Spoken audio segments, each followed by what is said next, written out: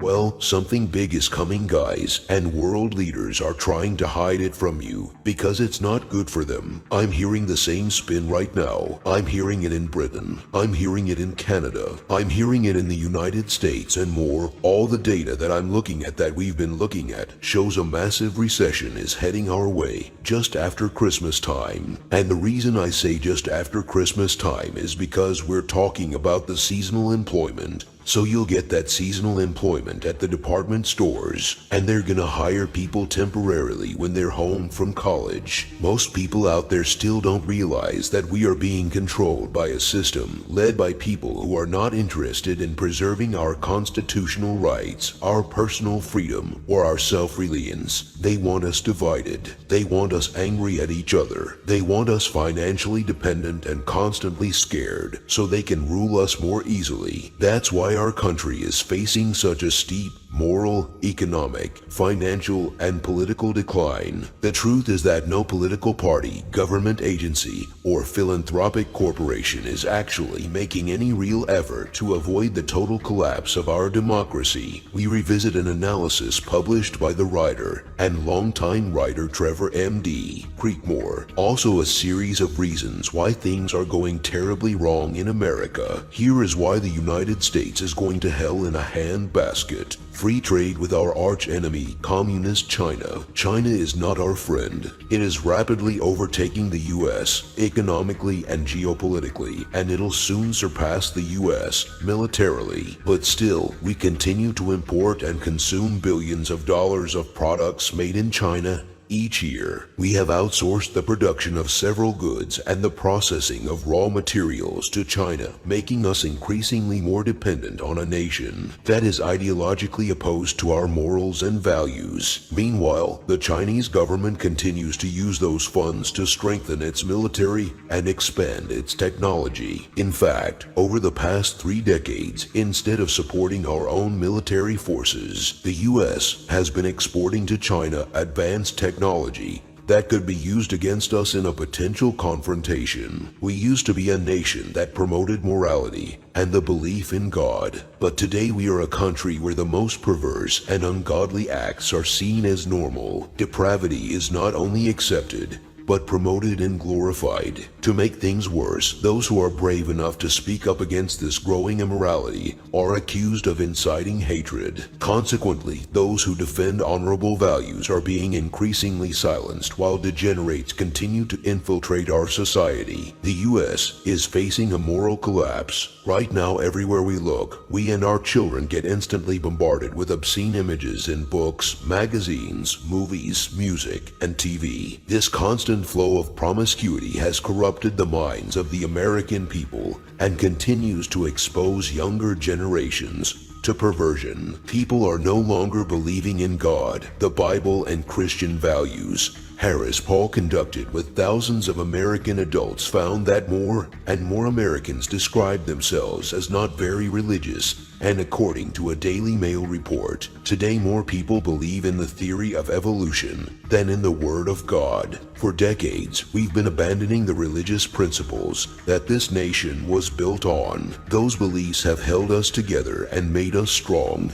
But now it appears that we're banning God from our country and our lives. We are not as free as we think. After 9/11, our personal freedom, privacy, and constitutional rights have been on a rapid decline. Today, we're constantly surveilled and recorded. We can even be detained and held indefinitely without a trial or due process. M.D. Creekmore noted that the so-called war on terror has been used as an excuse to trample on individual constitutional rights and to increase the power of the government and the ultra-wealthy that control the country from behind the curtains. Scare the population enough, and they will willingly turn over their freedom and rights for a promised margin of safety. We actually do not have any political choice. Most people like to think they have a choice when they enter the voting booth, but the truth is that they don't. There's very little difference between Republicans and Democrats, and neither party represents our population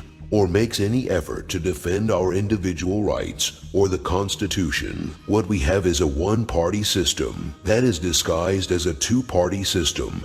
to give voters the false impression that they do have a choice and that there's hope for change. In reality, both parties are controlled by the same establishment that really runs the nation behind the scenes. Our political system is rigged. As former governor of Minnesota, Jesse Ventura once said, when you spend millions of dollars to get elected to a position that pays $100,000 a year, we know those figures don't add up. They are all a bunch of crooks. Money, ego, and a hunger for power has corrupted the American political system. The school system is an indoctrination system. According to Creekmore's analysis, the government-ran school systems are nothing more than indoctrination centers for our children, a place where they can be molded to the liking of the government by propaganda. The government's indoctrination trains children to be dumbed-down adults that cannot think for themselves, that do not have personal beliefs, personal thoughts, or personal opinions, and are forced to do what they are told by the authorities through the government-controlled mainstream media. The vast majority of news we watch, read, or listen to every day comes from government and corporate-controlled media outlets. Most broadcasts we see on TV on a daily basis are only reporting the talking points that have been provided for them by government agencies and corporations. Major mainstream news organizations have already admitted doing that. Those who are actually in positions of power push their agenda and views to influence us in our decision-making and to make us believe that they're considering what's best for us. This is called mass media brainwashing, and it's all around us. They're even trying to take control over the internet. According to the NSA, plans are being introduced to create a Chinese-style control program named the National Strategy for Trusted Identities in Cyberspace that aim to force every internet user to give up their privacy, be labeled and tracked even further than they already are. Political correctness has become a smoke screen. Social issues are being constantly inflamed by operatives of the federal government to keep our population tense, divided,